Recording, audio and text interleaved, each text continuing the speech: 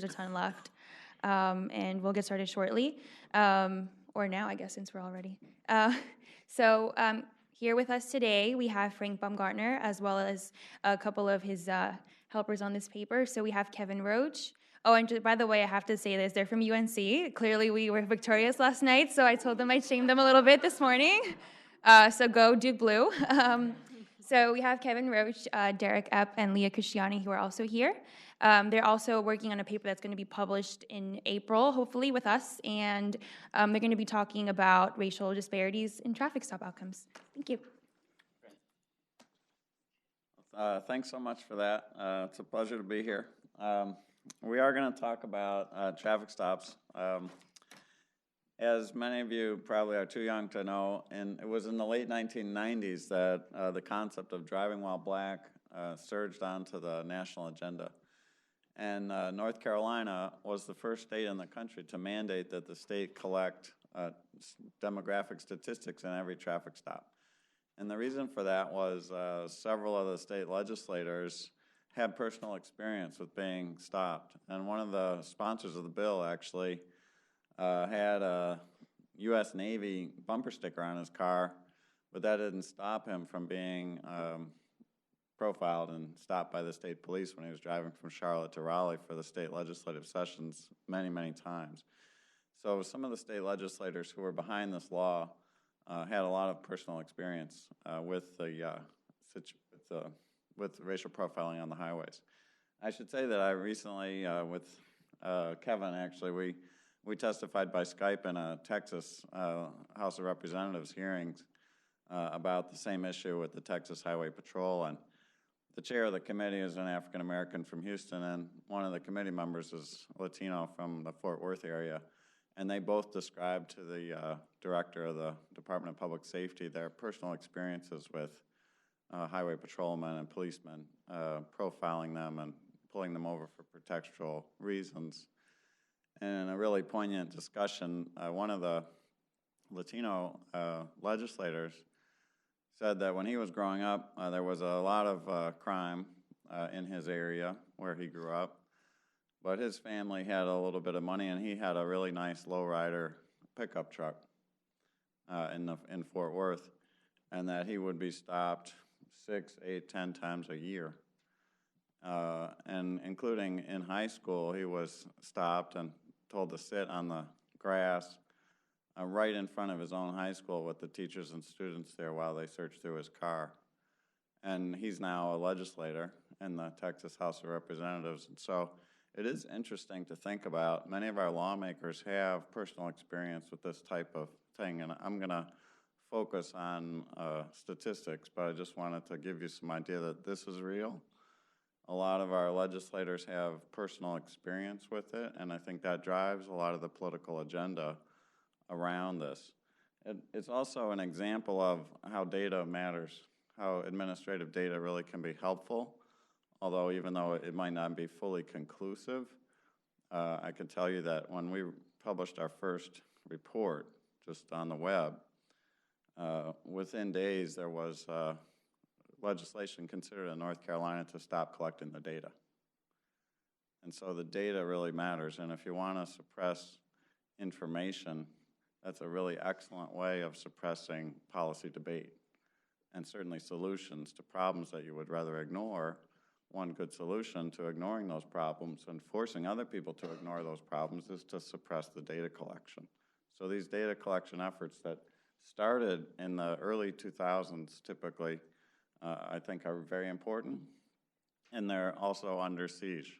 There is significant portions of our elected officials would like to stop collecting this type of information, or at least make it more difficult to gather. But we've gathered a lot of it, and that'll be our focus today. And I want to introduce Derek in particular, because Derek started working on this project with me just in North Carolina a long time ago. I think it was 2011. We got a phone call from an attorney. Actually, you might know her, Chris Muma. She's the director of the North Carolina Center on Actual Innocence. And I had known her from previous work. And she was part of a task force with the North Carolina Advocates for Justice that was analyzing racial disparities throughout North Carolina's criminal justice system. And she asked if we could perhaps look at the racial disparities in the traffic stops data. And she gave us a CD that had the traffic stops data. And it turns out that while North Carolina was the first state in the country to mandate its collection, no one had ever analyzed it. So it was 2012, I think, when we did our first report, and we had 16 million observations of every traffic stop since 2002 for the entire state. And the Attorney General had the data. The law mandated periodic reports, but unless the periodicity was once every 25 years, they had never complied with the statute. So we did our first report about North Carolina. We've since published an article about it, and we're halfway done with the book about traffic stops dynamics just in North Carolina. Our first report indicated that there was a 77% increased likelihood that a black driver would be searched compared to a white driver. And for an Hispanic driver in North Carolina, the number was 96% increased likelihood that they would be subject to search after a traffic stop. And what we're doing here is expanding on these initial findings. And actually, we found out subsequently that it's a little bit more complicated, that it's highly gendered. The males are subject to much higher rates of disparate treatment based on race than females. And it's highly targeted on young people rather than older people. None of that should surprise you, but we can put some hard numbers to these disparities. I want to mention one other thing before I get into the data. We analyze the likelihood that a driver will be searched after they're pulled over rather than who gets pulled over. So let me explain a little bit about why we do that. It's a very simple reason. We have databases of every traffic stop, but we don't have databases of who's driving or who's speeding or who's breaking the laws while they drive, which, believe me, is pretty much everybody. But we don't know how many whites, blacks, Hispanics, males, females, younger, older people are driving. So therefore, we can't statistically, with any great confidence, develop estimates of the disparate likelihood that you'll be pulled over, even though that is a very interesting question, and a lot of people would like to know the answer to that question. It requires an estimate of who's driving. We don't have that. But we do know once you do get pulled over, what happens. Do you get let go with a verbal warning? Do you get a written warning? Do you get a ticket? Do you get searched? Do you get arrested? And so today's focus is on one of those outcomes. What's the chances that you'll get your car searched? Okay? And for that, we have really firm numbers because we know everybody who's subject to the risk of search, which is anyone who's pulled over, and then we know which ones do get searched, and we know their demographics. We also know why did they get pulled over. So that's, I think, quite interesting. If you're pulled over for speeding, you probably were speeding. And chances are the goal of the officer is to write you a ticket and encourage you not to speed in the future. And they're not probably going to search your car. But if you're pulled over for something that might be a pretext for something else, such as unsafe movement, that's touching the lane, okay, swerving a little bit. Unless that was really a severe swerve, most likely it was an excuse that the officer was waiting for to pull you over because he previously decided he wanted to pull you over because he wanted to search what's in your car because he had some kind of suspicion about you, and he's just waiting for you to violate a law. So sometimes that's just touching the yellow line or the white line, and that would be called unsafe movement in our data set. The biggest predictor of being searched in our data set is being pulled over for a seatbelt violation, which is rare, but it also is, I think, 90% of the time pretextual. A lot of people don't have their seatbelt on, but they don't get pulled over. Or in Texas, Texas has a variable in the data set, or how fast were you alleged to be speeding? And the biggest predictor of search, and I think it increases your likelihood of search by 8 times, by 5 times, is your alleged speed was 1 to 5 miles over the speed limit.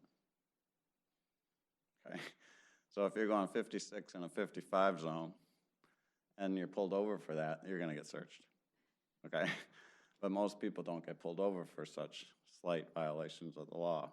But imagine an officer who's already decided that you're in trouble, you deserve attention, and he's just waiting to find out when do you violate a law. As soon as you go 1 mile over that limit, then you're in violation. So this is just background, just attention to this concept. It's of course been replaced now by a different set of concepts, Black Lives Matter, police violence, but the laws typically came in place after that surge of attention in the late 90s and early 2000s. Derek and Kelsey, who's not here, and I have been working on the North Carolina data set now for several years, and as I mentioned, we're halfway done with the book. But in the past year, we've put together a bigger team with this group of Kevin and Leah, who are current PhD students. Derek got his PhD, he's at Dartmouth now. We've been gathering data from every jurisdiction in the country that we can find. And we've found what we call micro-level data, which is a database of every traffic stop for the states and agencies on the left-hand column. So for Connecticut and Illinois and Maryland, as well as North Carolina, we have every traffic stop. For Florida, Texas, and Vermont, we have every traffic stop from their state highway patrol. So that's quite different because state highway patrols typically are not in the urban areas. Typically, highway patrols, as you'll see, are ticket writing machines. They write a lot of tickets. They have very low rates of search, and they tend to operate in the rural areas of the state or on the major highways, of course. But anyway, we have those data, and then from a total of 13 states, we have compiled data from published reports, but we don't have the individual level traffic stop databases, but we have compiled from typically PDF reports that are available on city or state websites, statistics of how many blacks, whites, and Hispanics were pulled over, and then what numbers of those people were searched. And so we can calculate some interesting ratios. We have a total of 56 million traffic stops so far collected. And this is just a summary. There's 11 state highway patrols or equivalents in our data. We have annual reports, so from those 11 agencies, we have 54 total reports covering 33 million traffic stops, 700,000 searches. Those highway patrol departments have search rates on average of about 2%. So we're going to try to calculate which 2%. Okay. Police departments. We have 507 annual reports from various police departments around the country. They have an average search rate of over 6%. Okay, so they're more urban. Some of them have quite high search rates, as I'll show you. Then sheriff's departments, I want you to recall or let you know, sheriffs are elected officials. Police departments are typically appointed by the mayor and city council or city manager, depending. Here in Durham, the police chief is appointed by the city manager. We have a new police chief in Durham. The old one was kind of chased out, partly thanks to me, okay, because the data in Durham are quite troubling. Okay, not personally because of me, but there was a lot of attention to these statistics and criticizing Chief Lopez and some other issues as well. Anyway, sheriff's departments are elected officials and tend to be in rural parts, and they're county officials and tends to be more rural.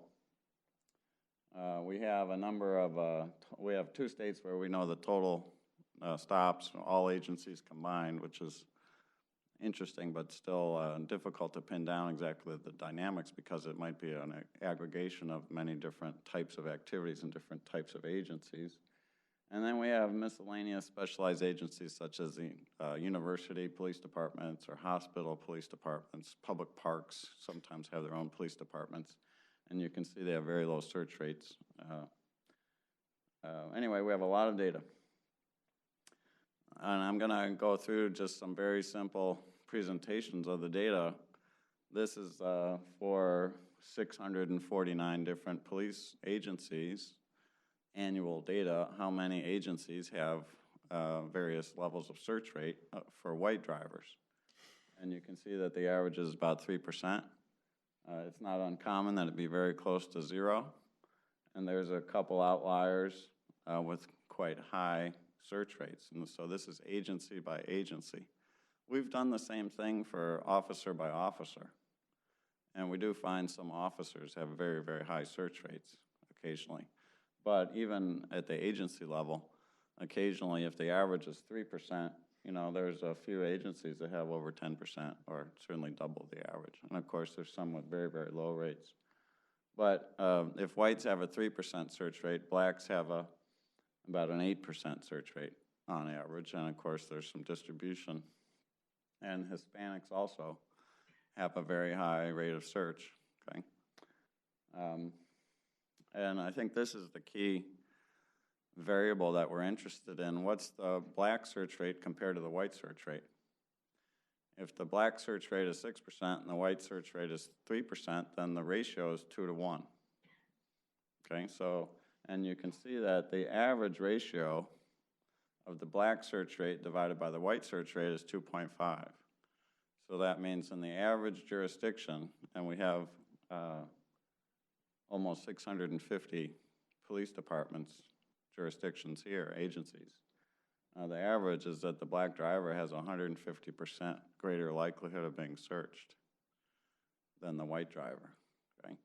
And the vertical line at 1.0 represents equality.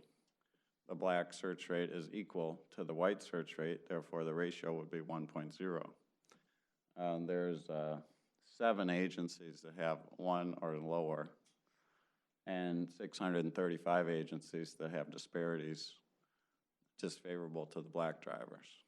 Okay?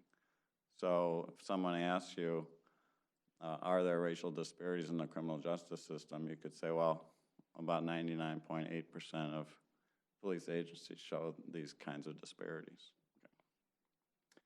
Okay. This is the Hispanic to white comparison. Very similar. There's a few more cases to the left. There are not particularly any disparities against Hispanics in certain jurisdictions, but on average it's quite substantial. The average is 3.16. So the Hispanic driver has 3 times the likelihood of being searched compared to the white driver. And you can see there's a lot of variability. These are the departments and the years that reflect the far outliers on the right-hand side of this distribution. Okay, so very high disparities. And if you read from the bottom of this table, if you have any friends that go to Northwestern University in Evanston, Illinois, you should tell their black and Hispanic friends to be careful.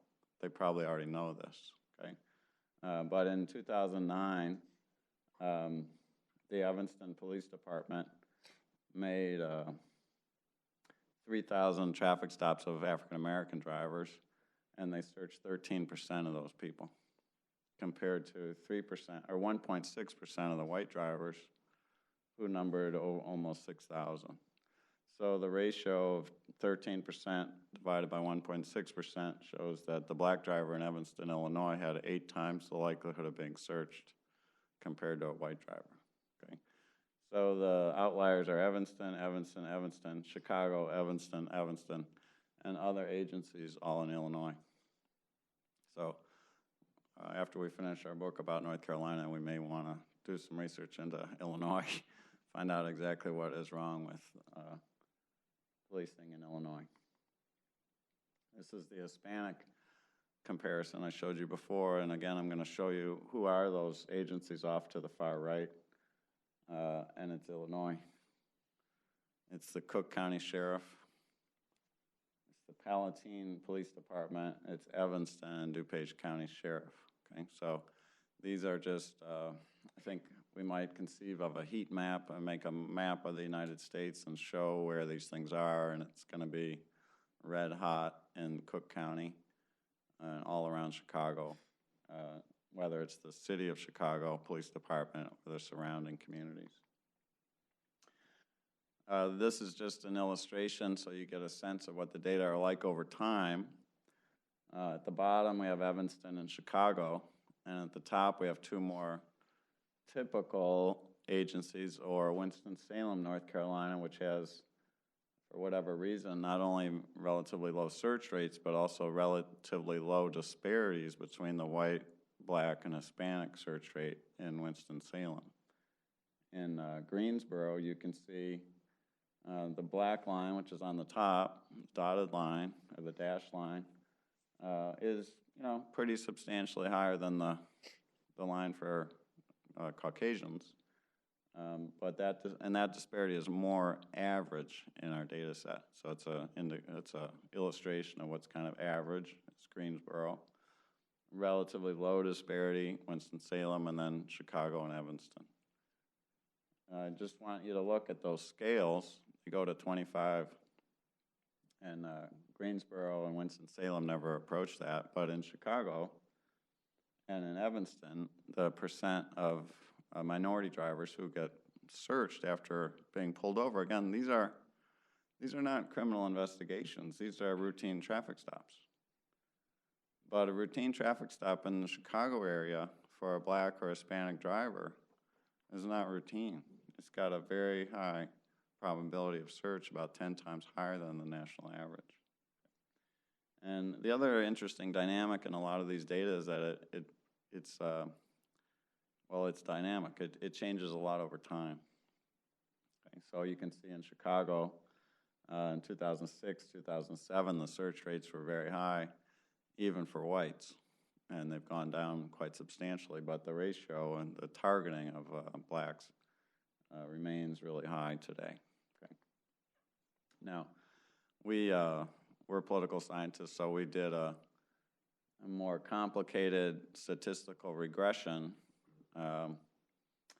which I'll show you the full results in a minute, but it's controlling. So we want to see for the different combinations of race and gender, controlling for everything that we can possibly control for given the data sets that are made available.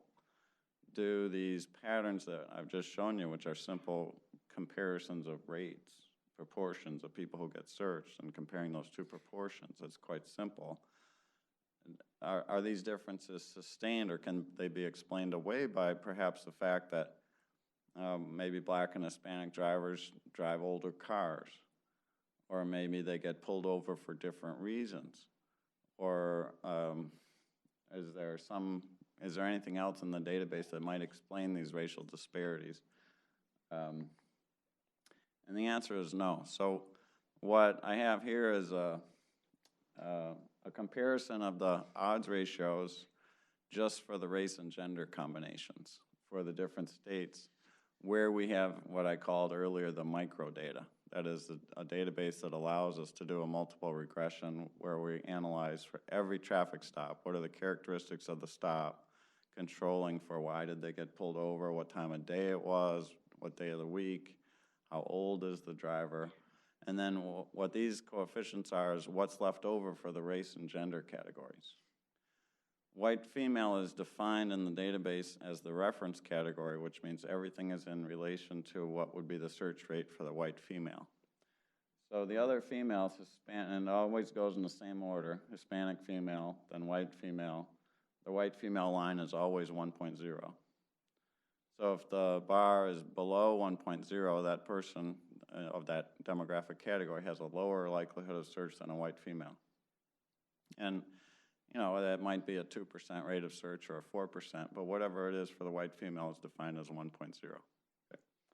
Okay. So the black and Hispanic females often have lower likelihoods of search, but they don't tend to be very different. So among females, rates of search tend to be very similar across race. But among males, well, all males tend to have higher search rates than females, even the white males.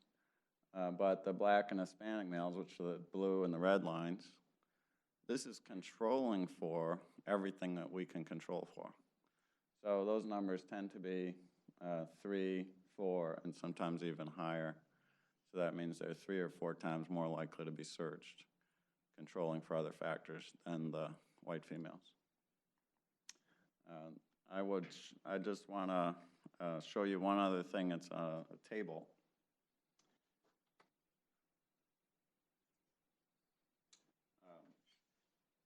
This table reflects the full, I know you can't read that, but I just wanted to give you an idea. What the bar charts that I just presented are the coefficients for the race and gender variables in this logistic regression. But what's controlled for is your age, whether the stop was for an investigatory purpose versus a safety purpose. So safety would be running a red light, driving too fast, unsafe movement, like passing without signaling or something like that. And an investigatory stop might be that you have expired tags, you have a broken tail light. A lot of these would be poverty-related stops. So if you think that perhaps it's the poverty that explains the racial disparity, you need to think again because we're controlling for that. Okay? Do you have out-of-state plates?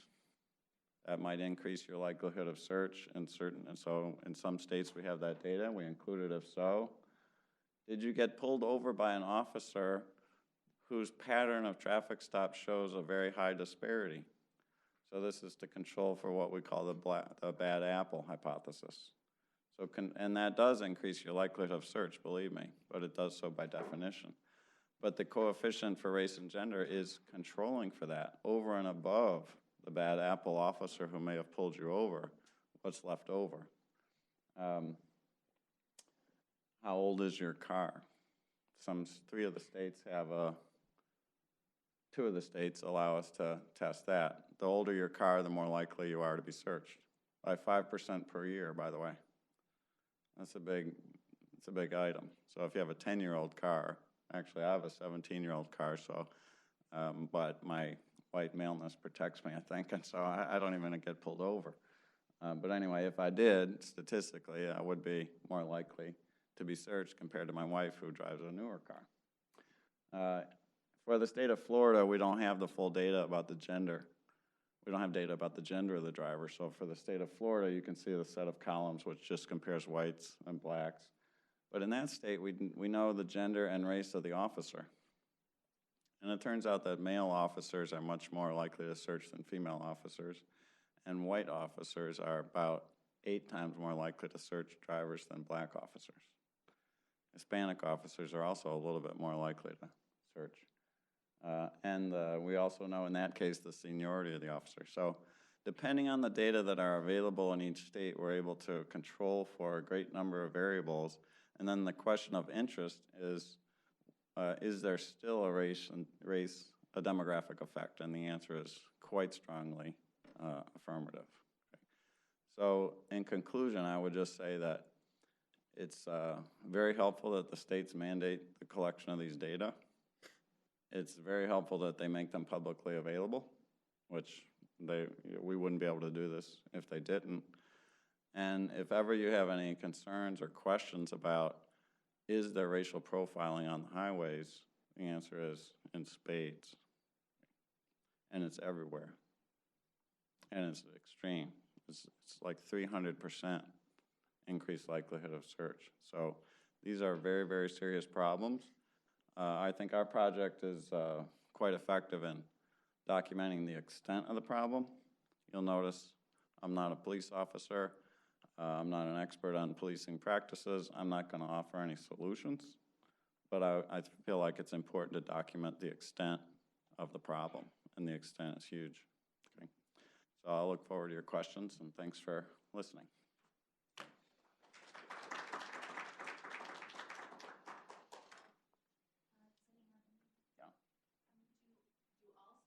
Mandate this, or just the ones that you've studied so far? Because I saw that you had, like on the macro and micro slides, you just studied selected states or selected agencies, and I'm just wondering what the prevalence of actually recording data is amongst the states. We're trying to be as comprehensive as we possibly can, so everything that we could find we've included. The state of California just passed a law in 2015 mandating not only collection of data, but also citizen review boards to analyze the data and to recommend solutions. So I think the California process is among the most extensive, but it's brand new and they haven't released any data yet. So this is actually a growing trend. More states are mandating collection of data. I think the fact that the FBI came out saying that they have no idea about the extent of police use of force and police killings, that we don't even know what the numbers are, was quite shocking to a lot of people. So I think there is a movement towards increased data collection because the police departments themselves are quite data-driven. Many of them are comfortable with data, but so there's kind of two dynamics. I think there is going to be some pushback about what to do with these data. But we've been trying to get as much as we possibly can, and so it's quite kind of a mishmash, patchwork. There's, policing in the United States is a local function, and it's almost like school districts. There's so many police departments. It's quite surprising. Like where we live and across the border in Chapel Hill, there's, I think, 6 police departments in Orange County. Orange County Sheriff, Hillsborough Police Department, Carborough, Chapel Hill, UNC, and UNC hospitals. They each have their own different police department. So that's America. I think there's 18,000 police departments, plus thousands of sheriff's departments, plus 50 highway patrols, plus umpteen hospitals, universities, park systems, each of which has their own police department. So it's quite a celebration of local autonomy. And I would also add, sometimes it's amateur hour. They're so small on average. It's quite shocking. So, well, I have anecdotal question, but I'm from Texas, obviously, and I live in the Austin, Texas area. Yeah. And one of our news stations ran a report, I would say about 6 months ago, about this data, about how officers are supposed to enter in, who they stopped and why, and they found, this is a news reporter, so I don't know, but they found an investigation that they were classifying Hispanic drivers as white. And they were just basically saying everyone was white, even though they clearly were not. And they got a couple of the DPS people on camera, and they looked embarrassed. But I'm just wondering, is that a problem everywhere, and how does it affect your data? Well, our data, I would say that if you go to my webpage, and there's a traffic stops section on my webpage at the bottom, you'll find that report. And I worked with that reporter about that, and it's true that in Texas, they swipe the officer, when he pulls you over in Texas, will swipe your driver's license. And that feeds into their computer your ethnicity, your race and ethnicity. And it turns out that I think millions of people in Texas are wrongly coded in their driver's license. So we actually looked at the data, and we got from the Census Bureau a list of all Spanish surnames. And in the Texas data, it actually lists the name of the driver.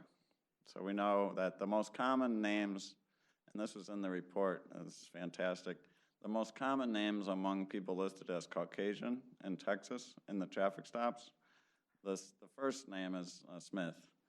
But among the next 10 names, 7 of them are Garcia, Hernandez, Fernandez, Gonzalez, and other Spanish surnames. Those are the most common names among non-Hispanics. Okay? So we recoded the data based on this list of Spanish surnames, and it makes the disparities a little bit more clear. But our data are only as good as the police officers record it. So we're aware of those problems, but there's only so much we can do. I think it actually raises the question of what do we mean by some of these racial categories. In our country, it's typically relatively clear who's black and who's white, administratively speaking, just because of the tradition of the one-drop rule. Everybody's black if they're not white. right? And so that's quite questionable, but in our culture, it's not usually ambiguous how you should be classified, although, of course, for some people it is ambiguous. But the black-white distinction, I think, in administrative data tends to be relatively straightforward. The Hispanic, Latino definitions in Texas, I know a lot of one of the state legislator who said that he had been profiled as a high school student said in his family, they always list themselves as Caucasian. If ever there's the opportunity on any official form to say, are you Hispanic or Caucasian, they say, well, we've been in Texas for 18 generations, and you know, we're of European extraction, we're Caucasian as the next person. So they list themselves on administrative forms always as Caucasian. So there's a lot of wiggle room around these census definitions of what we mean by race. As a matter of fact, you would know this being an immigration attorney that now there's an effort to try to establish a new race, which is Middle Eastern, on the census forms. Middle East people from Syria, Iraq, are traditionally coded by the U.S. Census as Caucasian. But given the 15 years war that we've been having in Afghanistan and Iraq, the government wants to track people of Middle Eastern origin differently, so create a new census category. And we've never had that. So anyway, these things are malleable, and I think that example from Texas indicates how unclear it is exactly what we even mean by what seems to be on the face of it very simple demographic distinctions, but actually they're not that easy.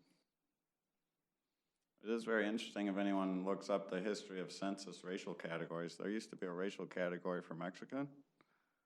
There was at a time a racial category called Hindu. And some of these lasted. The only racial categories that have always been on the census form since the beginnings are white and black, Caucasian and African American, or however it's referred to. But that distinction has always been there. But then there's been many other racial distinctions that have come and gone from the census forms. Yeah. Talk a little bit about the process of like receiving the data. Are you submitting FOIA requests to the agencies, or are they willingly providing? So for the most part, the agencies generally informally give them to us, but sometimes they request a full FOIA. They're generally willing to work with us until they figure out what we're doing. But some of these agencies sort of self-police this. So most of the state highway patrols just collect this information on their own, and so it's through a FOIA-like process. Oh, there's like North Carolina has a website where you can go. It's mandated to be publicly available, and they're fantastic about making it available. They have an FTP site. They'll give you the password. Other states are more difficult. And again, on the states for the right-hand side here, there is no database. We simply found PDF annual reports of their own published reports, and we recorded how many stops by race. And that's how we calculated those ratios, and that's why the N for those histograms that I showed you was about 650. And then for the states where we have the microdata, we can aggregate it by police agency, so we incorporated all that. But the logistic regression only refers to these states where we have the microdata. But typically, agencies publish an annual report, and they publish it on their website for that police department, so at least we can get that.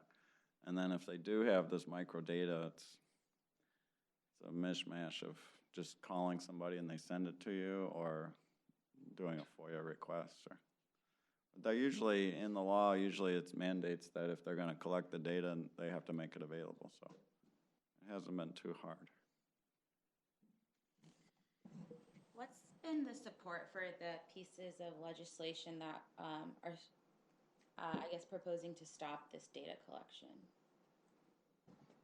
I think it hasn't gone, none of them have been stopped. There's been a few cities that we found across the country where there was an ad hoc report that was done by a consultant to look into something, and it was never repeated. But typically what happens is they start a process of publishing annual reports, and then that continues into the future. I think there's been some aborted efforts to stop collecting the data, but so far so good, and those haven't been successful.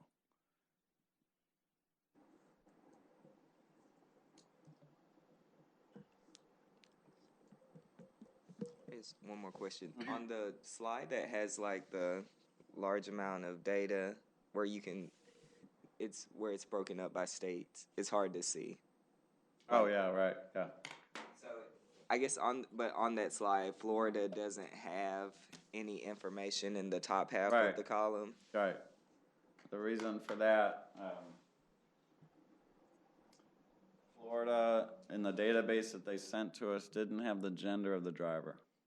And so, you see here,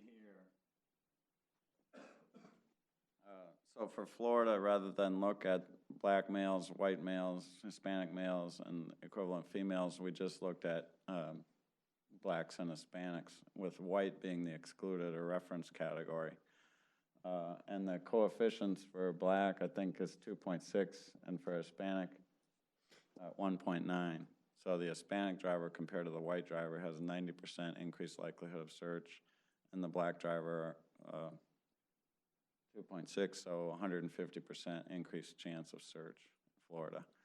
But since that combines men and women, probably for the women, it's probably relatively equal, and all that disparity is among men.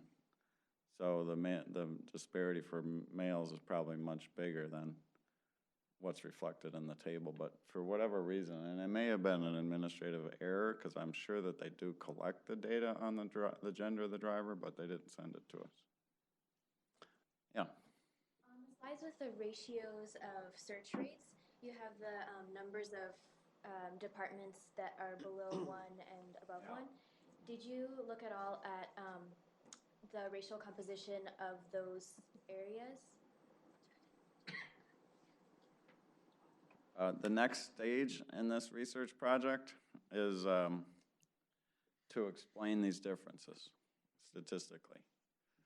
So we're looking at, for example, in North Carolina, we have a chapter of our book about North Carolina where we were able to explain this by looking at the black share of the population, the black share of the voting population in that community, and the black share of the city council.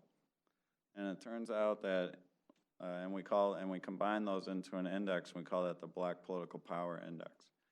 For the communities that have the highest scores on the black political power, which would be a community like Kinston, or communities that have high black population shares, the blacks vote in large percentages of the total voters are black, and the black community comprises maybe a half or more of the city council, you don't see very strong racial disparities in policing.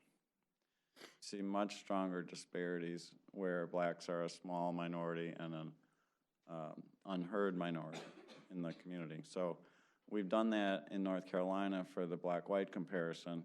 We want to multiply that out to other communities and also incorporate the Hispanic comparison because we have enough data. We also are gathering data on poverty. The Department of Justice does a survey of police departments, and so we want to get data from that and merge it, which would be the demographic composition of the police force, because we think that might be a predictor of racial disparity. And if you notice that Chicago is this extreme outlier, we'd like to try to get some kind of indicator about racial segregation. I think that what might be driving a lot of these very high disparities is essentially a precinct-based difference in policing culture. Imagine a city that's divided into two parts, a relatively affluent white and a minority focus or heavily minority neighborhoods or parts of town. And just imagine that you have different police cultures in those different precincts. In the one precinct, which is middle class and white, there's very loose policing, and in the other precinct, there's very aggressive policing. that could generate the types of disparities that we see. So I think we'd like to, if we can do it, we'd like to get some data about residential segregation within communities, and I think that might be helpful. Anyway, that's the next step, is to try to use this as a dependent variable and predict it. What characteristics generate the high disparities? And I think those will be residential segregation, poverty, poor elected representation on the city council for the minority community, and a police force which doesn't reflect the demographics of its community. So those are our thoughts, and we're working to gather the data to test that.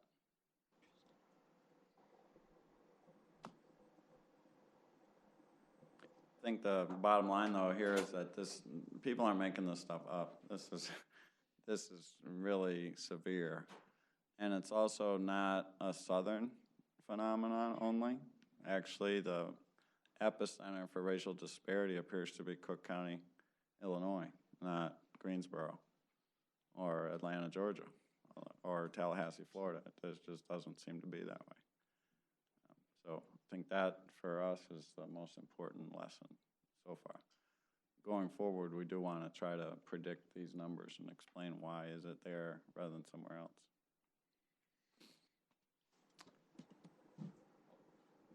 Thank you so much.